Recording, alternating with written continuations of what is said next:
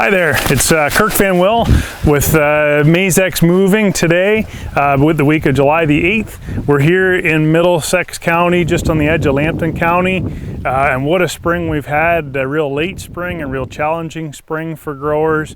And today on the episode, we're going to talk about some corn management techniques and tips as we look at a couple fields of corn.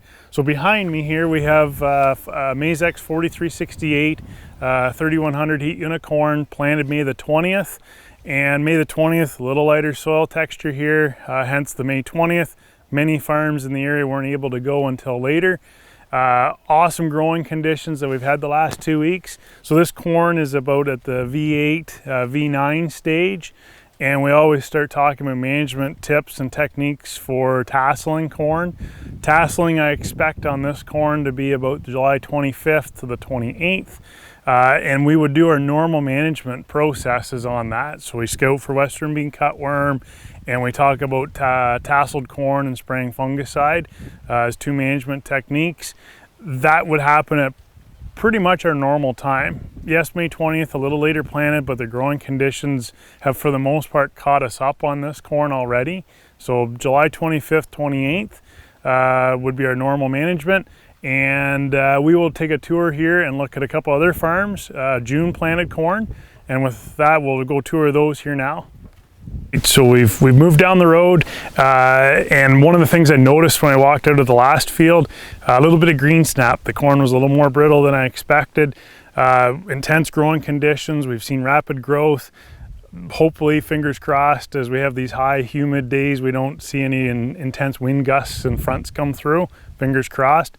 Behind me, June the 8th planted corn, Maizex 3818, V5, V6. And so, you know, obviously quite a bit smaller corn, but the real difference from a plant side, the leaf architecture, the ability to intercept sunlight, stalk diameter, all those kind of things is going to be very similar to our May 20th planted field. No concerns. One concern that does start to develop, and I mean, we won't know the exact answer until later, but as this corn now is trying to set its kernel rows at that V5, V6 stage, you look around and you see a little bit of moisture stress, obviously a way more heat in terms of stress. That is a little concern that our kernel row number could be less, so our yield potential being less than what that first farm was that we looked at. One of those comments then is the ability to plant early to create more yield. The other piece that comes from this is you see the grain filling period be different. So we would hope that this field will get, optimum conditions here. Hopefully by August 1st we'll see a tassel, would be kind of where I'm thinking. That would roughly mean our grain filling period would be running from August the 5th, 6th through to about October 10th. Compare that to our grain filling period in that first farm that we looked at, which would be probably more July 20th to September 20th. Much better window in terms of grain filling. As we go into this corn, we now have corn that is going to deal with shorter days and cooler nights to set its kernel size, and that's a concern, and we'll talk about that at the next field. Western bean cutworm, also a concern. We're going to have fields that are well drawn out in terms of tasseling time, so we need to pay more attention to western bean cutworm this year, probably the most. And we'll move to the next field here next, and then we'll have a chat around western bean cutworm. All right, so we've moved to our third field here today. June the 12th planted, Maizex 3877 behind me. The concern here obviously is we're at V4 to V5 in stage. That brings tasseling. I mean, I'm hoping August the 8th to 10th we see tassels. We'll have to see how our growing conditions come at us, but yeah, that is a concern. I will admit though, so if you're a follower of sayings, knee high by the 1st of July, this corn here is on the 9th of July here right now is knee high. So we're about 9 to 10 days behind, yet we planted about a month late compared to optimum conditions. So if one of the sayings holds true, we'll be good. One other conversation that I'm having as I pick up seed and do returns with guys has been the idea of on the late corn, I may not put my fungicide down. I think at this stage, it's a little early to make that call.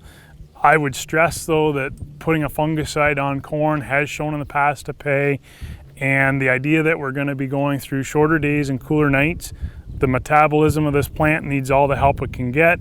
I want to make sure and maximize my green surface area so that we can grain fill the best we can when we get to that time. So I wouldn't dismiss fungicide. I would be a huge promoter today of the idea, and we'll have to wait to see about disease as we progress into the season.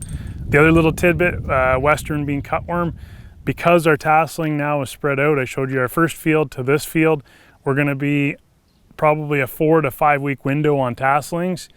The western bean cutworm love to lay their eggs at tasseled corn. It opens us up for a much longer period to deal with western bean cutworm.